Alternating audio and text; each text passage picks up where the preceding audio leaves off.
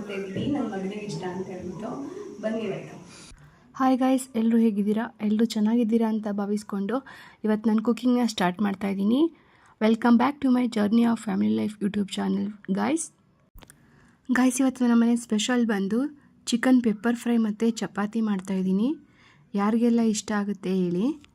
ಹಾಗೆ ನನ್ನ ಮಗನಿಗೆ ನನಗೆ ತುಂಬ ಇಷ್ಟ. ಗಾಯ್ಸ್ ಇವಾಗ ಗೋಧಿ ಹಿಟ್ಟನ್ನು ಕಲಸಿ ಇಡ್ತಾಯಿದ್ದೀನಿ ಚಪಾತಿ ಮಾಡೋದಕ್ಕೆ ಅಂತ ಹೇಳ್ಬಿಟ್ಟು. ಹಾಗೆ ಗಾಯ್ಸ್ ನಾವು ಚಪಾತಿ ಹಿಟ್ಟನ್ನು ಕಲಸುವಾಗನೇ ಒಂದು ಸ್ಪೂನಷ್ಟು ಆಯಿಲನ್ನು ಹಾಕ್ಕೊಂಡು ಕಲಸಿ ಇಡೋದ್ರಿಂದ ಚಪಾತಿ ನಾವು ಮಾಡುವಾಗ ತುಂಬ ಸಾಫ್ಟಾಗಿ ಬರುತ್ತೆ, ಹಾಗೆ ತುಂಬ ಚೆನ್ನಾಗಿರುತ್ತೆ ಚಪಾತಿ ಕೂಡ. ಇವಾಗ ಅದಕ್ಕೆ ಎಷ್ಟು ಬೇಕಷ್ಟು ಉಪ್ಪನ್ನು ಹಾಕ್ಕೊಂಡು ಅದಕ್ಕೊಂದು ಸ್ಪೂನಷ್ಟು ಆಯಿಲ್ ಹಾಕ್ಕೊಂಡು ಇವಾಗ ನೀರನ್ನು ಹಾಕಿ ಕಲಸಿಡ್ತಾ ಇದ್ದೀನಿ. ಚಪಾತಿ ಹಿಟ್ಟನ್ನು ಚೆನ್ನಾಗಿ ಮಿದ್ದು ಸಾಫ್ಟ್ ಆಗೋ ರೀತಿಯಲ್ಲಿ ಕಲಸಿ ನೀಟಾಗಿ ಮ್ಯಾರಿನೇಟ್ ಮಾಡಿಟ್ಟಿದ್ರೆ ಅದು ನಾವು ಚಪಾತಿ ಮಾಡೋ ಅಷ್ಟರಲ್ಲಿ ತುಂಬ ಸಾಫ್ಟಾಗಿ ನೆಂದಿರುತ್ತೆ, ಚಪಾತಿ ಕೂಡ ಚೆನ್ನಾಗಿ ಬರುತ್ತೆ.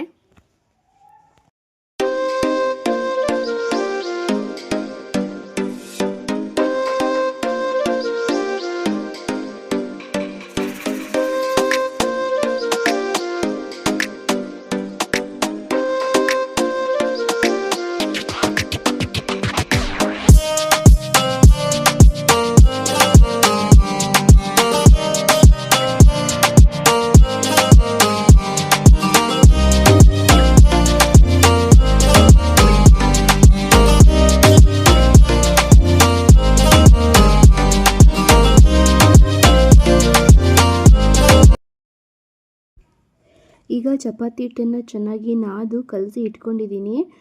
ಹಾಗೆ ಇದನ್ನು ಎತ್ತಿ ಒಂದು ಬೌಲಲ್ಲಿ ಹಾಕಿ ಇಟ್ಕೊಂಡು ಚಿಕನ್ ಪೆಪ್ಪರ್ ಫ್ರೈಗೆ ರೆಡಿ ಮಾಡ್ಕೋಬೇಕು. ಹಾಗೆ ಇದನ್ನು ಎತ್ತಿಗೆ ಬಿಡೋಣ. ಒಂದು ಸ್ಪೂನಷ್ಟು ಆಯಿಲನ್ನು ಅದ್ರ ಮೇಲೆ ಅಪ್ಲೈ ಮಾಡಿ ಮುಚ್ಚಿಕ್ಕಿದ್ರೆ, ಒಂದು ಪ್ಲೇಟ್ನ ಸಹಾಯದಿಂದ ಮುಚ್ಚಿಕ್ಕಿದ್ರೆ ಅದು ತುಂಬ ಸಾಫ್ಟಾಗಿ ಬರುತ್ತೆ. ಹಾಗೆ ಈಗ ತಂದಿರೋಂಥ ಚಿಕನ್ಗೆ ಸ್ವಲ್ಪ ಅರಿಶಿನ ಪುಡಿ ಮತ್ತು ಒಂದು ಸ್ವಲ್ಪ ನೀರನ್ನು ಹಾಕಿ ಎತ್ತಿಡೋಣ. ಆಮೇಲೆ ಇವಾಗ ಶುಂಠಿ ಬೆಳ್ಳುಳ್ಳಿ ಪೇಸ್ಟ್ಗೆ ಅಂತ ರೆಡಿ ಮಾಡ್ಕೊತಾ ಇದ್ದೀನಿ. ಬೆಳ್ಳುಳ್ಳಿ ಮತ್ತು ಈರುಳ್ಳಿ ಹಾಗೂ ಹಸಿರು ಮೆಣಸಿನ್ಕಾಯಿ, ಹಾಗೆ ಕೊತ್ತಂಬರಿ ಸೊಪ್ಪು ಮತ್ತು ಪುದೀನ ಇಷ್ಟನ್ನೆಲ್ಲ ಮತ್ತು ಶುಂಠಿ ಇಷ್ಟನ್ನೆಲ್ಲ ನೀಟಾಗಿ ಕ್ಲೀನ್ ಮಾಡಿಕೊಂಡು ನಾವು ಮಿಕ್ಸಿ ಮಾಡ್ಕೋಬೇಕಾಗತ್ತೆ.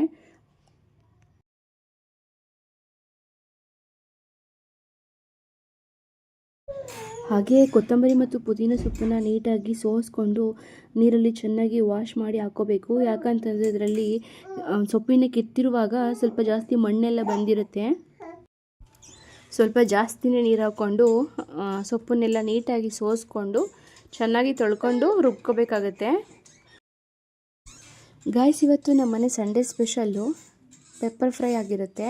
ಹಾಗೆ ಆ ಪೆಪ್ಪರ್ ಫ್ರೈನ ಈಸಿಯಾಗಿ ಕ್ವಿಕ್ಕಾಗಿ ತುಂಬ ಬೇಗನೆ ಮಾಡ್ಕೋಬೋದು. ಹಾಗೆ ಕಡಿಮೆ ಇಂಗ್ರೀಡಿಯೆಂಟ್ಸ್ ಕೂಡ ಬಳಸ್ಕೊಂಡು ನಾವು ಪೆಪ್ಪರ್ ಫ್ರೈನ ಮಾಡ್ಕೋಬೋದು.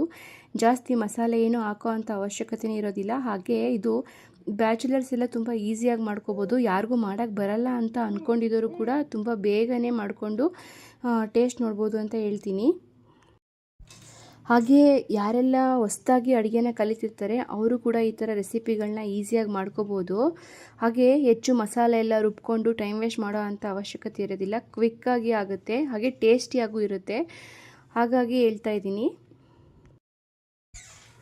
ಈ ಚಿಕನ್ ಪೆಪ್ಪರ್ ಫ್ರೈ ರೆಸಿಪಿನ ದೋಸೆ ಜೊತೆಗೆ, ರೊಟ್ಟಿ ಜೊತೆಗೆ, ಹಾಗೆ ಚಪಾತಿ ಜೊತೆಗೆ, ರೈಸ್ ಜೊತೆಗೂ ಕೂಡ ಟ್ರೈ ಮಾಡ್ಬೋದು. ತುಂಬ ಚೆನ್ನಾಗಿ ಬರುತ್ತೆ ಟೇಸ್ಟು. ಗೈಸ್ ಇವಾಗ ಬೆಳ್ಳುಳ್ಳಿ ಸಿಪ್ಪೆ ಮತ್ತು ಸೊಪ್ಪೆಲ್ಲ ಸೋಸ್ಕೊಂಡಿದ್ದನ್ನೆಲ್ಲ ಸ್ಲ್ಯಾಬ್ ಕ್ಲೀನ್ ಮಾಡಿಕೊಂಡು ಈ ಶುಂಠಿ ಬೆಳ್ಳುಳ್ಳಿ ಪೇಸ್ಟ್ನ ರೆಡಿ ಮಾಡ್ಕೊತಾ ಇದ್ದೀನಿ. ಹಾಗೆ ಆವಾಗಲೇ ಅರಿಶಿನ ಹಾಕಿ ನೆನೆ ಹಾಕಿ ಇಟ್ಟಿದ್ದಂಥ ಚಿಕನನ್ನು ಇವಾಗ ಒಂದು 3 to 4 ಸಲ ನೀಟಾಗಿ ತೊಳ್ಕೊಬೇಕಾಗತ್ತೆ. ಹಾಗೆ ಸ್ವಲ್ಪ ಕ್ಲೀನ್ ಆಗಿಲ್ಲ ಅಂತಂದರೆ ನಾವು ಕೂಡ ಮನೆಯಲ್ಲಿ ಚೆನ್ನಾಗಿ ಕ್ಲೀನ್ ಮಾಡಿಕೊಂಡು ಒಂದು 3 to 4 ಟೈಮ್ಸು ಚೆನ್ನಾಗಿರೋ ನೀರಲ್ಲಿ ಹಾಕಿ ವಾಶ್ ಮಾಡಬೇಕಾಗತ್ತೆ. ನಾವು ಚಿಕನ್ ಕಟ್ ಮಾಡಿಸ್ಕೊಂಡು ಬಂದಿರುವಾಗ ಅಲ್ಲಿ ಕಟ್ ಮಾಡುವಾಗ ಮರದ ತುಂಡುಗಳೆಲ್ಲ ಬಂದಿರುತ್ತೆ, ಚಿಕ್ಕ ಚಿಕ್ಕ ಪೀಸ್ಗಳ ಥರ. ಅದನ್ನೆಲ್ಲ ನಾವು ನೀಟಾಗಿ ನೋಡಿಕೊಂಡು ಅದನ್ನೆಲ್ಲ ಕ್ಲೀನ್ ಮಾಡಿಕೊಂಡು ಚೆನ್ನಾಗಿ ವಾಶ್ ಮಾಡ್ಕೋಬೇಕಾಗತ್ತೆ.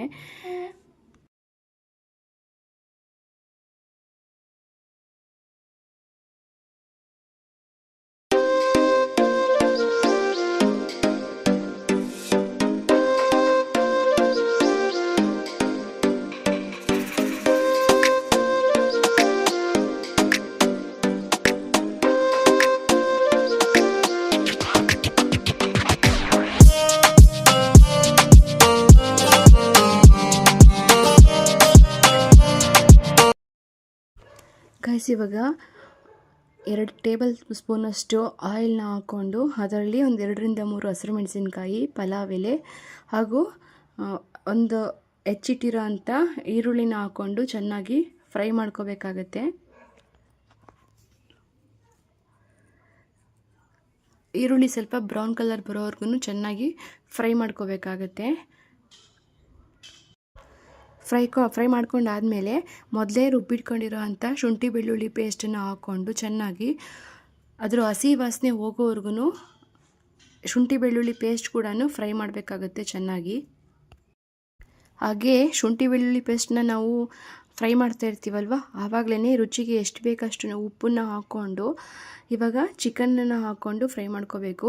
ಆದರೆ ಶುಂಠಿ ಬೆಳ್ಳುಳ್ಳಿ ಪೇಸ್ಟಲ್ಲಿ ಹಸಿ ವಾಸನೆ ಹೋಗಿರಬೇಕು, ಆಗ ನಾವು ಚಿಕನನ್ನು ಹಾಕ್ಕೊಂಡು ಫ್ರೈ ಮಾಡ್ಕೋಬೇಕಾಗತ್ತೆ.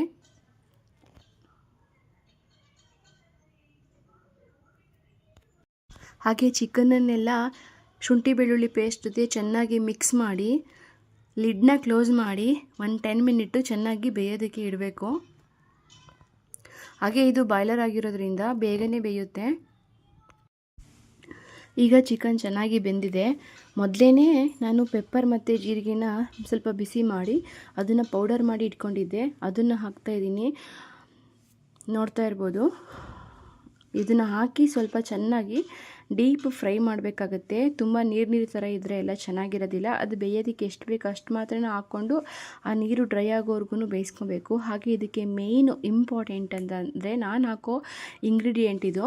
ನಂಗೆ ತುಂಬ ಚೆನ್ನಾಗಿ ಟೇಸ್ಟ್ ಬರುತ್ತೆ, ಸ್ಮೆಲ್ ಕೂಡ ತುಂಬ ಚೆನ್ನಾಗಿರುತ್ತೆ.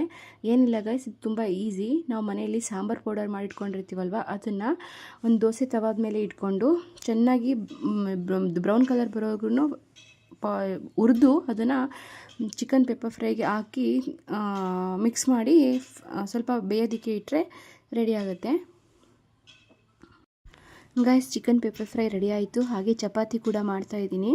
ಹಾಗೆ ನನ್ನ ವಿಡಿಯೋ ಯಾರಿಗೆಲ್ಲ ಇಷ್ಟ ಆಯಿತು, ಹಾಗೆ ನನ್ನ ರೆಸಿಪಿ ಯಾರಿಗೆಲ್ಲ ಇಷ್ಟ ಆಯಿತು ಅವರೆಲ್ಲ ದಯವಿಟ್ಟು ನನ್ನ ವಿಡಿಯೋನ ಸಬ್ಸ್ಕ್ರೈಬ್ ಮಾಡ್ಕೊಂಡು ನೋಡಿ, ಎಲ್ಲೂ ಕೂಡ ಸ್ಕಿಪ್ ಮಾಡದೆ ನೋಡಿ. ನಿಮ್ಮಿಂದ ನಾನು ಏನು ಹೆಲ್ಪ್ ಕೇಳ್ತೀನಿ ಅಂದರೆ ಒಂದು ಲೈಕು, ಒಂದು ಶೇರು, ಒಂದು ಸಬ್ಸ್ಕ್ರೈಬ್ ಫ್ರೆಂಡ್ಸ್. ದಯವಿಟ್ಟು ನನಗೆ ಸಪೋರ್ಟ್ ಮಾಡಿ, ನನ್ನ ಚಾನಲ್ನ ಬೆಳೆಸಿ ಅಂತ ಕೇಳ್ತೀನಿ. ನನ್ನ ಚಾನಲ್ಗೆ ಸಬ್ಸ್ಕ್ರೈಬ್ ಮಾಡಿಕೊಂಡು ನನ್ನ ಚಾನಲ್ನ ನೋಡಿದ್ರೆ ನನಗೂ ಕೂಡ ನೆಕ್ಸ್ಟ್ ವಿಡಿಯೋ ಹಾಕೋದಕ್ಕೆ ಮೋಟಿವೇಶನ್ ಇರುತ್ತೆ, ತುಂಬ ಖುಷಿಯಾಗುತ್ತೆ. ನನ್ನನ್ನು ಕೂಡ ತುಂಬ ಜನ ಇಷ್ಟಪಟ್ಟು ನನ್ನ ರೆಸಿಪಿ ಕೂಡ ನೋಡ್ತಾರಲ್ಲ ಅಂತ ಖುಷಿ ಆಗುತ್ತೆ ಗೈಸ್. ದಯವಿಟ್ಟು ನನ್ನ ವಿಡಿಯೋ ಯಾರೆಲ್ಲ ನೋಡ್ತೀರಾ ಸಬ್ಸ್ಕ್ರೈಬ್ ಮಾಡ್ಕೊಂಡು ನೋಡಿ. ಗಾಯ್ಸ್, ಇವಾಗ ಚಪಾತಿ ಕೂಡ ರೆಡಿ ಆಗ್ತಾ ಇದೆ. ಚಪಾತಿ ಕೂಡ ರೆಡಿ ಆದಮೇಲೆ ನಾವು ಚಿಕನ್ ಪೆಪ್ಪರ್ ಫ್ರೈ ಜೊತೆ ಚಪಾತಿನ ಟೇಸ್ಟ್ ನೋಡ್ಬೋದು.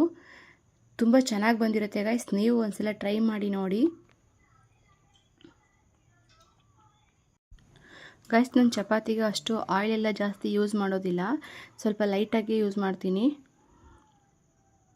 ನೋಡಿ, ಚಪಾತಿ ಕೂಡ ತುಂಬ ಚೆನ್ನಾಗಿ ಸಾಫ್ಟಾಗಿ ಕೂಡ ಬರ್ತಾ ಇದೆ, ನಾನು ಕಡಿಮೆ ಆಯಿಲ್ ಯೂಸ್ ಮಾಡಿದ್ರೂ ಕೂಡ.